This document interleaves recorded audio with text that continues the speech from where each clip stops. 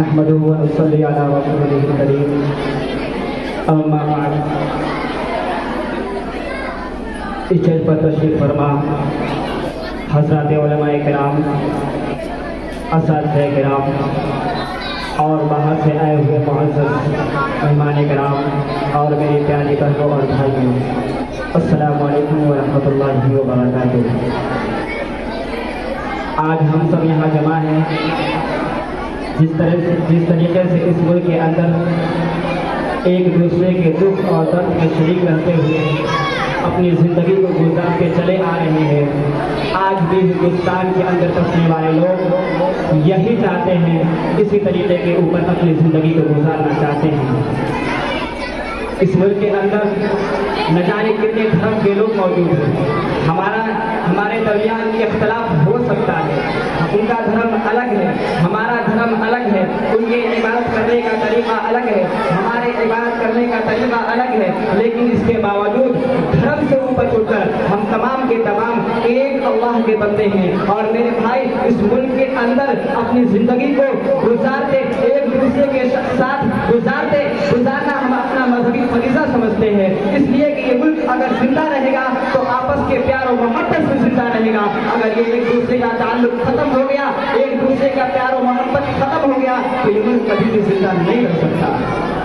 اس ملک کی آزادی کے لیے جو قربانیاں دی گئی ہے وہ صرف غیر مسلموں نے نہیں دی، وہ صرف سکھوں نے نہیں دی، وہ صرف عیسائیوں نے نہیں دی، وہ صرف جینی نے نہیں دی، بلکہ تمام کے تمام لوگ، چاہے مسلمان ہو، چاہے ہندو ہو، چاہے سکھ ہو، چاہے جینی ہو، چاہے عیسائی ہو، کسی بھی دھرم سے تعلق رکھنے والے ہو، جب بند مٹھی کی طرح ایک جگہ آ کر انگریزوں کا مقابلہ کیا، تب جا کے یہ ملک ہمارا آزاد ہوا، جا کے یہ ملک ہمارا آزاد ہوا۔ 150 سال تک ہمارے بڑوں اور بزرگوں نے اس ملک کی آزادی کے لیے اپنی قربانی کو پیش کیا، پھانسی کے پھندوں کو چوما۔ آپ تاریخ کو اٹھا کر دیکھیے کہ دہلی سے لے کر خیبر تک کوئی درخت ایسا نہیں تھا کہ کسی درخت پر کسی مولوی کی گردن لٹک رہی ہو۔ اس طریقے سے ہم نے اپنی قربانی کو پیش کیا۔ آج بہت آسانی کے ساتھ وہ لوگ جو انگریزوں کی غلامی کیا کرتے تھے، جو انگریزوں کی تلوار چاٹا کرتے تھے، جو انگریزوں کے گھوڑے کی مالش کیا کرتے تھے، وہ بہت آسانی کے ساتھ یہ کہہ دیا کرتے ہیں کہ جاؤ پاکستان چلے جاؤ۔ ارے میں ان کو یہ کہنا چاہتا ہوں کہ اسی گلی کی ہے خاک سے یہی خاک اپنی ملائیں گے، اسی گلی کی ہے خاک سے یہی خاک اپنی ملائیں گے، نہ بلائے آپ کے آئے تھے نہ نکالے آپ کے جائیں گے۔ یہ ہمارا اپنا ملک ہے، یہ ہماری اپنی زمین ہے، یہ ہماری اپنی دھرتی ہے۔ ہم پیدا ہوئے اسی ملک کے اندر پیدا ہوئے، بڑے ہوئے اسی ملک کے اندر بڑے ہوئے، اور میرے بھائی جوان ہوئے اسی ملک کے اندر جوان ہوئے، اور یاد رکھو جب مریں گے اسی ملک کے اندر دفن ہو جائیں گے، کوئی ہم سے ہماری وفاداری کا ثبوت نہ مانگے۔ اس ملک سے جتنی محبت مسلمان کرتا ہے، جتنی محبت مسلمان کرتا ہے، دوست کی قوم، میں یہ کہوں تو غلط نہیں ہوگا، دوست کی قوم اتنی محبت نہیں کرتی جتنا مسلمان کرتا ہے۔ ملے گی منزل مقصود یہ ارمان رکھتے ہیں، ملے گی منزل مقصود یہ ارمان رکھتے ہیں، ہم اپنی رہنمائی کے لیے قرآن رکھتے ہیں، وفاداری وطن سے ہو یہی اسلام کہتا ہے، ہم اپنے دل کے ہر گوشے میں ہندوستان رکھتے ہیں۔ یہ ہمارا اپنا ملک ہے۔ آج حکومت کے اوپر بیٹھے ہوئے لوگ مسلمانوں کے ساتھ ناانصافی کر رہے ہیں، مسلمانوں کو ڈرانے دھمکانے کی کوشش ہو رہی ہے۔ آپ دیکھیے کہ کہیں گائے کے نام پر، کہیں مسجد کے نام پر، کہیں مندر کے نام پر مسلمانوں کو، دونوں کو، ہندوؤں کو جلایا جا رہا ہے، مارا جا رہا ہے، کاٹا جا رہا ہے۔ آپ ان کے اوپر پابندی نہ لگا کر شریعت آپ کو مل گئی، مسلمان آپ کو مل گیا، اللہ کے نام لینے والے مل گئے، اور آپ ان کے اوپر پابندی نہ لگا کر شریعت کے اوپر پابندی لگانے کی کوشش کرتے ہو، اور دوسرے مسئلے کے اوپر قانون بناتے ہو، طلاق کے سلسلے میں قانون بناتے ہو۔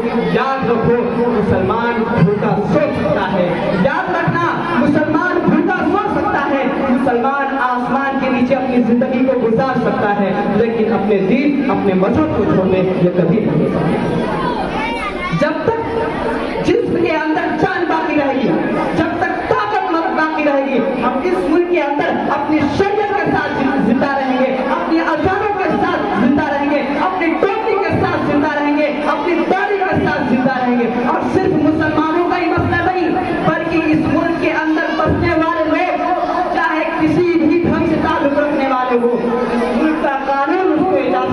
है वो अपने धर्म के मुताबिक, जैनी अपने धर्म के मुताबिक अमल करे, हिंदू धर्म अपने मुताबिक अमल करे। और मेरे भाई, एक पागल उठा पुलिस से और खत लिख दिया कि मदारिस को बंद कर दिया जाए, ये दहशतगर्दी के अड्डे हैं, ये मदारिस दहशतगर्दी सिखाते हैं, ये मदारिस को बंद कर दिया जाए। अरे उसे बेवकूफ को पता नहीं कि मदारिस इस्लामिया का हिंदुस्तान के ऊपर इतना बड़ा एहसान है कि अगर ये मदारिस इस्लामिया ना होते तो ये मुल्क कभी भी आजाद नहीं होता। उसने ऐसे, मेरे मदारिस ने, इसने ऐसे जियालों को पैदा किया, ऐसे सपूतों को पैदा किया जो अंग्रेज से टकरा गए। याद रखो, कुरान का पढ़ाना दहशतगर्दी है तो मैं जुल्म को कबूल करने के लिए तैयार हूं, मैं दहशतगर्द हूं। अगर रसूलुल्लाह सल्लल्लाहु अलैहि वसल्लम की अहादीस को जिंदा करना दहशतगर्दी है तो मैं जुल्म को कबूल करने के लिए तैयार हूं, मैं दहशतगर्द हूं। अगर इस मुल्क के अंदर अज़ानों की सतह बुलंद करना दहशतगर्दी है तो मैं इस जुल्म को कबूल करने के लिए तैयार हूं कि मैं दहशतगर्द हूं। और मेरे भाई, इस मुल्क में उन गैर रहनुमाओं को अपने सीने से लगाना, हिंदू को, सिखों को, ईसाइयों को अपने सीने से लगाना दहशतगर्दी है तो मैं इस जुल्म को कबूल करने के लिए तैयार हूं इन तमाम की मौजूदगी में। और इंशाअल्लाह ये लोग भी तमाम होंगे, इसलिए कि मुझको ये मदरसा, मुझको ये तालीम, मुझको ये मदरसा ये सिखाता है, मेरा अल्लाह मुझको ये तालीम देता है कि अल्लाह के बंदे चाहे किसी भी धर्म से ताल्लुक रखने वाले हो, उसको अपने सीने से लगाओ।